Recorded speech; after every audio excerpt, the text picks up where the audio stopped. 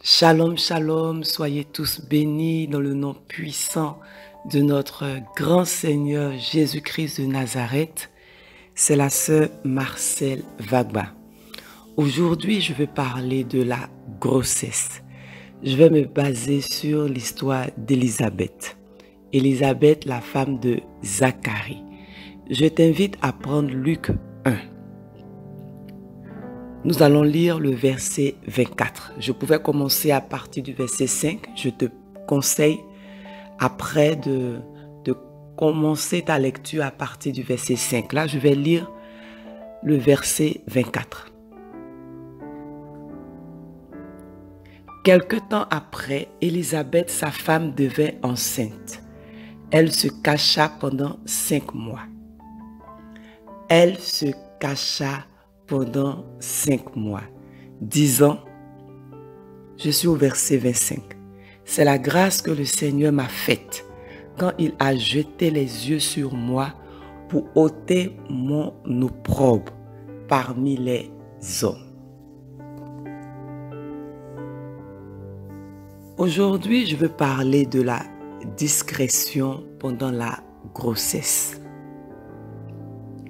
La Bible nous dit, toujours dans Luc 1 au verset 18, Zacharie dit à l'ange, « À quoi reconnaîtrai-je cela? Car je suis vieux et ma femme est avancée en âge. » Élisabeth était avancée en âge. La Bible ne nous dit pas exactement l'âge qu'elle avait, peut-être la cinquantaine, peut-être la soixantaine. Elle était avancée en âge. Lorsque Dieu l'a bénie, elle a préféré, elle a décidé de se cacher pendant les 5 premiers mois de sa grossesse. Mais pourquoi? Selon vous, pourquoi Élisabeth a décidé de se cacher? La grossesse est une bénédiction, un sujet de joie. Mais, après réflexion, par prudence, par sagesse, elle a décidé de se cacher, de cacher sa grossesse aux yeux des autres. Je crois qu'elle s'est cachée à cause du regard des autres, à cause de la bouche des autres, à cause des pensées des autres. Oui, elle pouvait, dès le premier mois de grossesse, informer ses proches, informer ses copines, ses amis, ses voisins, ses voisines, les personnes qui fréquentaient le même temple qu'elle. La Bible dit, elle s'est cachée pendant 5 mois. Vous savez,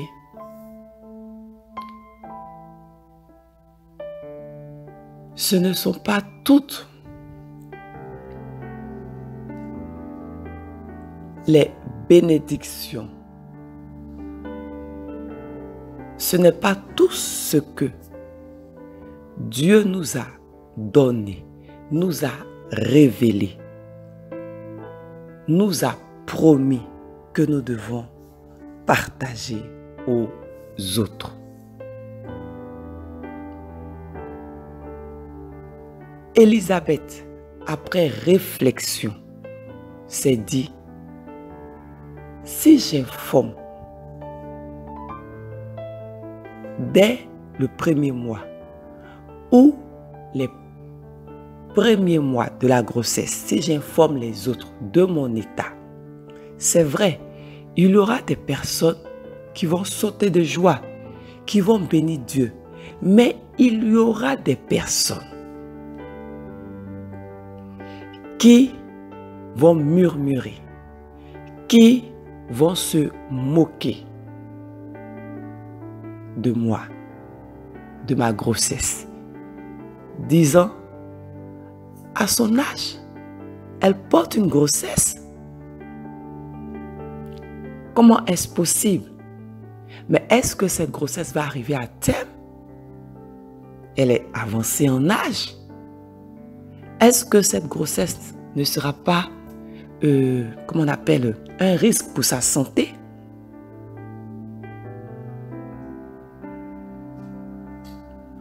Élisabeth a réfléchi. Elle dit, Dieu m'a fait grâce. Je vais fermer ma bouche et je vais me cacher. Souvent, c'est ce qu'il faut faire. Dieu t'a fait grâce d'une bénédiction. Ne t'empresse pas pour partager aux autres. Ne t'empresse pas pour informer les autres. Cache-toi pendant un moment. Beaucoup de personnes ont vite parlé, ont informé les autres rapidement de ce que Dieu a fait pour eux, de ce que Dieu est en train de faire pour eux, de ce que Dieu les a révélés, les a promis, et malheureusement, ces personnes ont perdu leur bénédiction en chemin. Malheureusement, je disais, elle n'a pas voulu parler à cause du regard. Parce que certaines personnes allaient la regarder mal, d'un mauvais œil. Oui. Oui. Ce n'est pas parce que Dieu t'a béni que toutes les personnes qui vont te voir, qui vont te rencontrer, qui vont apprendre cette bonne nouvelle, qui vont sauter de joie, qui seront dans la joie. Non, il y a certaines personnes qui vont bouder, qui vont murmurer, qui vont s'attrister. Certaines personnes vont même t'envier.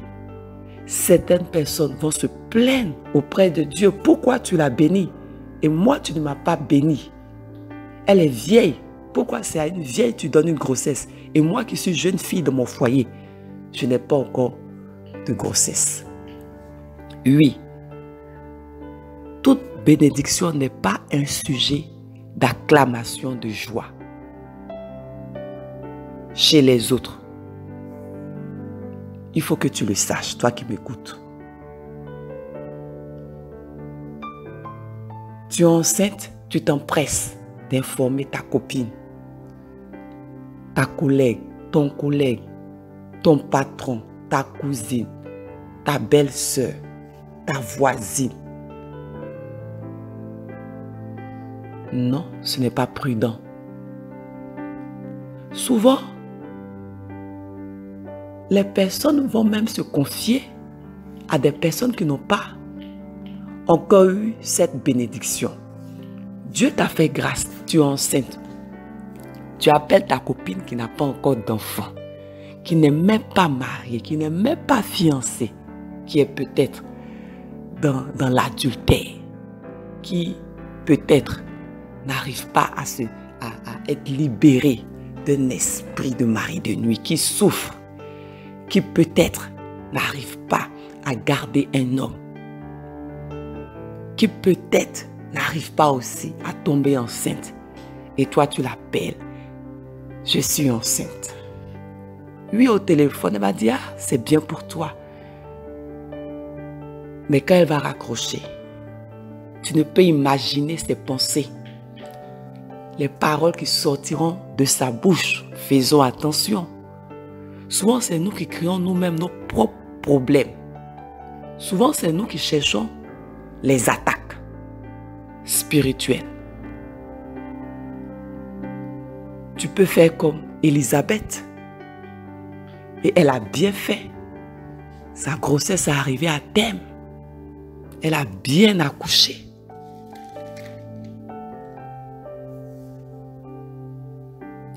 Si elle avait vite parlé, Dieu seul sait, peut-être qu'elle allait passer sa grossesse dans les pleurs. Parce que les autres allaient se moquer d'elle, l'indexer. Ah, la vieille, elle est enceinte. Ah, vous ne connaissez pas la vieille Élisabeth, elle est enceinte. Ah, vous n'avez pas appris, il y a une vieille là, une ménopausée ici qui est enceinte. Les gens sont méchants. Oui, les gens sont méchants. Souvent, on pense que les autres nous aiment, nous portent dans leur cœur, mais non. Non. Si tu avais l'habitude de parler, de partager tes bénédictions aux autres, commence à faire attention. Commence à fermer la bouche. Élisabeth pouvait dire, je n'ai rien à craindre. Mon époux Zacharie sait le Seigneur. Personne ne peut attaquer ma grossesse. Personne ne peut se lever contre moi. Personne ne peut se moquer de moi. Mais elle a réfléchi.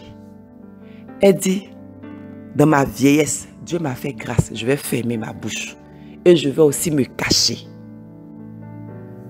Je vais aussi me cacher. Ça ne sert à rien d'exposer ta bénédiction aux autres. Parce que souvent, c'est le jour où tu as exposé ta bénédiction. C'est le début de tes ennuis, de tes soucis, de tes mauvais rêves, des attaques spirituelles. Et oui, elle s'est cachée à cause des paroles des autres. Parce que des personnes allaient prononcer des paroles négatives. Au lieu de bénir Dieu pour ce qu'il a fait pour Élisabeth, des personnes allaient parler contre cette grossesse. Est-ce que cet enfant n'aura pas exemple la trisomie 21 parce que sa mère a dépassé quand même 35 ans, 40 ans? Ces personnes allaient dire beaucoup de mauvaises choses. Mais quand l'enfant aura 20 ans, mais Élisabeth aura quel âge? Quelle idée de faire comment on appelle, de porter une grossesse à un âge avancé. Et pourtant, c'est Dieu qui a décidé de bénir Élisabeth.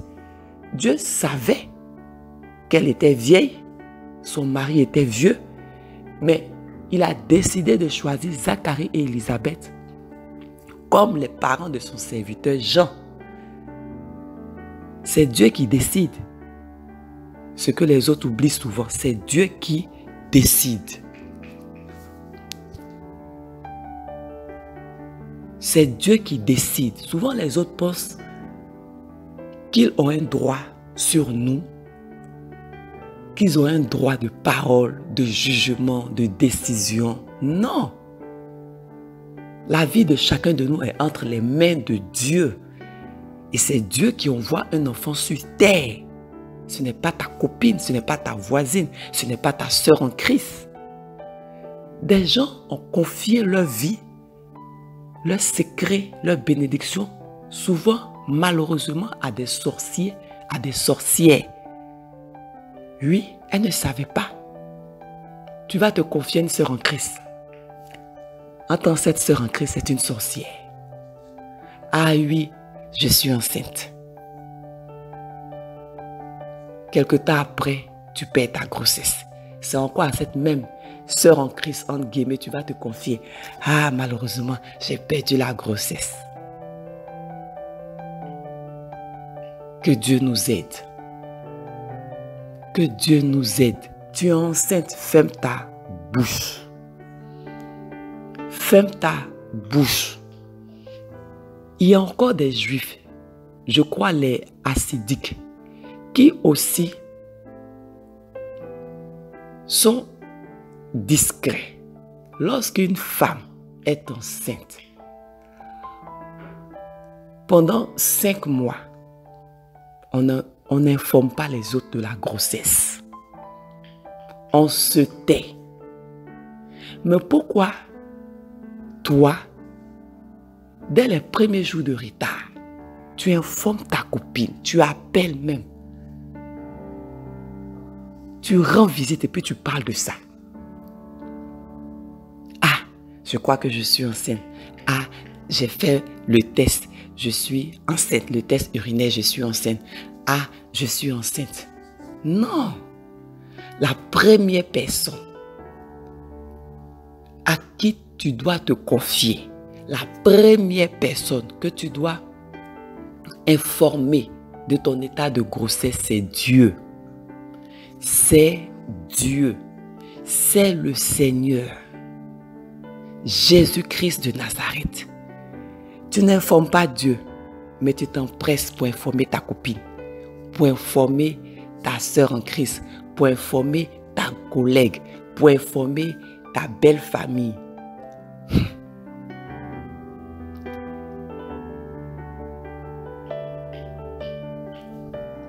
La première personne que tu dois informer, c'est Dieu.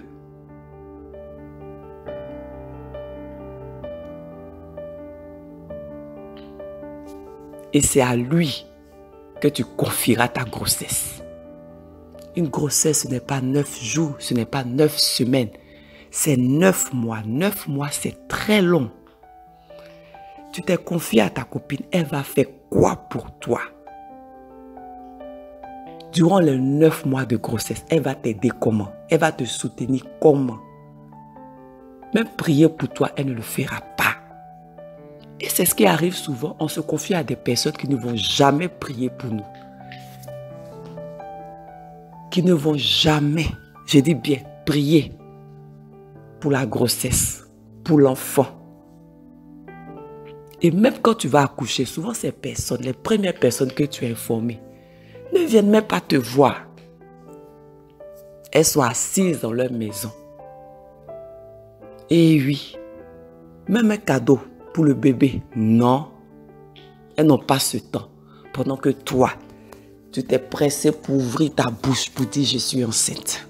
Et Dieu seul sait comment tu as passé les 9 mois de grossesse. Ou comment tu vas passer les 9 mois de grossesse. La Bible dit, Élisabeth s'est cachée pendant 5 mois. Pendant 5 mois, cela veut dire, c'est à partir du 6e mois, elle est sortie de sa maison. C'est à partir du 6e mois, les autres ont vu sa grossesse. À partir du 6e mois, vous le savez, quand une femme est enceinte, quand il y a un problème de santé, jusqu'à 5 mois, on ne peut pas sauver l'enfant. Oui. Mais à partir de 6 mois et demi, on peut sauver l'enfant. Il y a des enfants qui sont nés à 6 mois et demi, des grands prématurés. Mais à 5 mois, on ne peut pas sauver un enfant. Toi qui m'écoutes, à partir d'aujourd'hui, ferme ta bouche. Ferme ta bouche. Parle à Dieu. Tu es enceinte, informe Dieu. Pendant les premières semaines, pendant les premiers mois, que cela reste en Dieu et toi.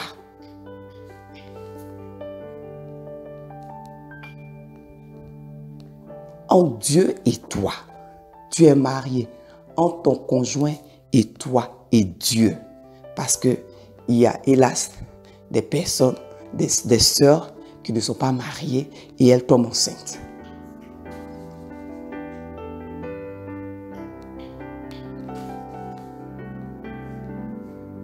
Dieu bénit. Mais comment on gère notre bénédiction? Tu n'es pas marié. Tu portes une grossesse. Tu vas te confier chez une femme plus âgée qui n'a jamais eu d'enfant, qui est célibataire. Et tu veux qu'elle fasse quoi? Qu'elle te soutienne? Qu'elle saute de joie pour toi? Oui, devant toi, elle peut paraître heureuse. Mais quand tu partiras, Dieu seul sait ce qu'elle dira. Dieu seul sait les pensées qu'elle aura. Et souvent, les personnes à qui tu te confies, ce sont les mêmes personnes qui vont te calomnier, qui vont te critiquer. Tu as pris ton téléphone, tu es informé de la grossesse. Lorsqu'elle raccroche, elles appellent les autres. Telle est enceinte, elle n'est même pas mariée. Ou telle est enceinte, elle ne fait que faire des enfants chaque année. Telle est enceinte, pourtant elle ne travaille pas, elle n'a pas de maison. Ça ne va pas ici, elle a tel problème, elle est enceinte, elle est encore enceinte, elle dit que. Voici la méchanceté. La méchanceté des hommes, la méchanceté des autres. Elle qui te fait croire que tu es sa copine, tu es sa confidente. Tu lui confies ta grossesse. Mais c'est elle qui peut détruire ta grossesse par ses paroles, par ses actes. Et oui. J'espère que tu as compris cette courte exhortation. Si tu es enceinte, cache-toi comme Élisabeth. La Bible dit qu'elle s'est cachée pendant 5 mois. Ne te presse pas pour informer l'église, le quartier, ton travail, les autres. Reste chez toi et prie ton Dieu nuit et jour pour qu'il protège cette grossesse. Pour qu'il protège cette grossesse.